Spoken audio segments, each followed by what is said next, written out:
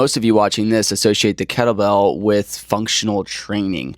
And it's funny because I think that people get the kettlebell wrong. It's not just a way to train your strength. It's not just a way to improve your athleticism and movement quality. And it's not just a way to improve your mobility and stability moving through certain positions, but it's also an efficiency tool.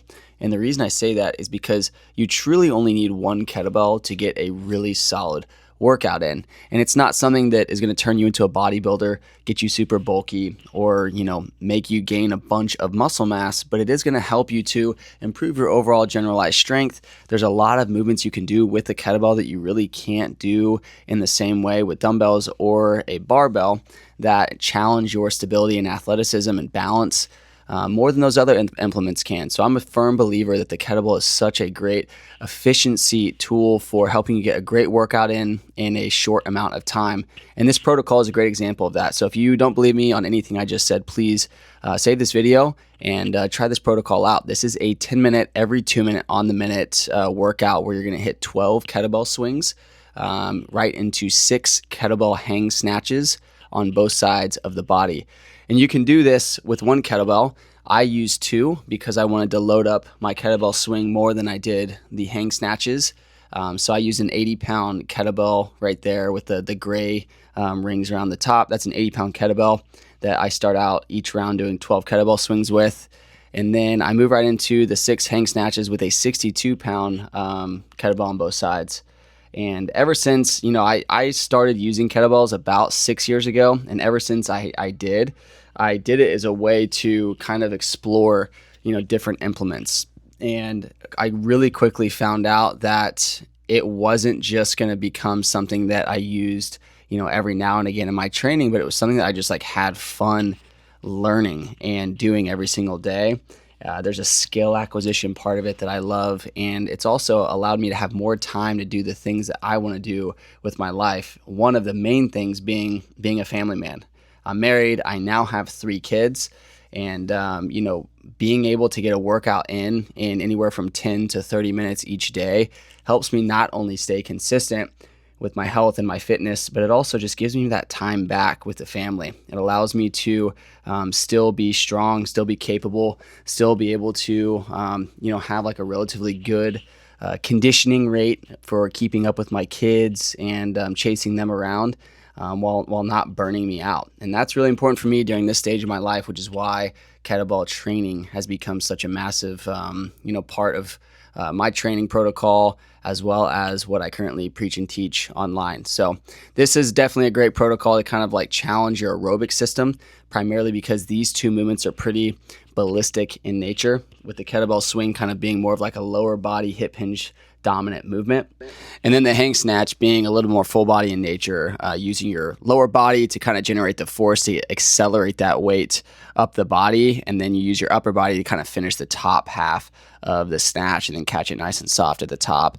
And I love both these movements. And again, this is a great way to just say, hey, you know what? I'm going to get some movement in. I'm going to move my body for 10 minutes, go hard. It's going to definitely get your heart rate up. You're probably going to break a sweat. And by the time I got done with this one, I felt really good. I was energized. I was ready to rock and roll. And I actually personally like incorporating this style of supersets or EMOMs right before I hit my full body strength circuit for the day. So a lot of times I'll do what you guys are seeing right here, basically right before I hit my kind of full body strength circuit, because this allows me a little period of time to focus on lifting some weights that are just a little bit heavier than I might hit in a full body circuit, and kind of slow things down and focus on what I'm really doing. And I don't always do them on the clock like this one in particular, but that is an efficiency hack and tool you can use anytime you're short on time. Say, hey, I'm going to hit these specific movements, either for a superset or for an EMOM or every 2 minutes on the minute like this one,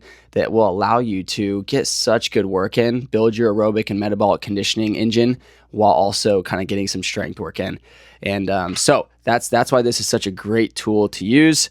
This style of workout is one that I do all the time. And this is, again, the way that I kind of got my body ready before I did my full body circuit, which is what I did right after this particular EMOM. So I hope you guys enjoy this one. For someone that's just getting into kettlebells, right? I definitely start out with something lighter. So like take like, whatever you would typically do for like a kettlebell RDL, and you can use that for your kettlebell swings. Snatches are one of those movements that I really think you ought to, spend some time prior to doing anything for reps or for time, learning the skill of being able to flip that bell around your forearm, kind of as you're seeing right there while I'm doing those hang snatches. As you can tell, like the bottom of that kettlebell never really faces up towards the sky. So I'm not flipping it up to where it's, facing up towards the sky. It's always kind of facing out and away from my body as it rotates around my forearm. That allows me to have a really soft landing with it at the top of the kettlebell snatch so it doesn't smash the back of my wrist, leave bruises, and then make you question why you ever tried kettlebell training to begin with. So that's just one of those things. If you're a beginner, make sure you're paying attention to your form, especially on the kettlebell snatch. The prerequisite, I would say, for both of these, for the kettlebell swing, would be to learn how to do a proper hip hinge motion first. So kettlebell RDLs are a great place to start with that. And then the prerequisite for doing a kettlebell snatch would probably just be to do a kettlebell clean. That will teach you how to rotate that weight around your forearm and catch it in that front rack position, but the weight's traveling a shorter distance, so there's less chance for you to smash the back of your forearm with that kettlebell, and it'll allow you to really work on, kind of utilizing the proper technique before you transition into the overhead snatch like you guys see in this particular video. So if you're new, again, go nice and light, pick a weight that's doable and feels easy to you. And if you're, someone that's been doing kettlebell work for a little while, maybe you've done CrossFit, maybe you've done group training where they do kettlebell work, then definitely challenge yourself on what type of weights you're using. 35 to 53 pounds for the snatch. And then for the kettlebell swing, I would say that's one of those ones you can go slightly heavier on. But if you only, have like one kettlebell, then just stick with whatever you got. So that's it, guys. Try this protocol. I'm going to type it all out in the description below. And if you guys enjoyed this video and this breakdown, let me know. I don't typically make videos like this. This is my first time doing like a little voiceover. So I'm always curious on what type of content you guys are wanting to see, what's helpful for you. And we can always, continue to crank on that type of content and get more in depth on the things that you guys want to learn about, and specifically with the way that I like to program and approach my training, especially as a young dad, a business owner, and a guy who's just trying to feel better, move better, and be strong for my family, myself, and at the end of the day, just live a long and healthy and happy life. Hope you guys enjoyed this video. Make sure you save it. Again, the protocol will be in the description. If you guys want any other helpful tools or tricks or resources, I've also got those linked in the description. I'll see you guys on the next video, and make sure you tap that subscribe button if you haven't already.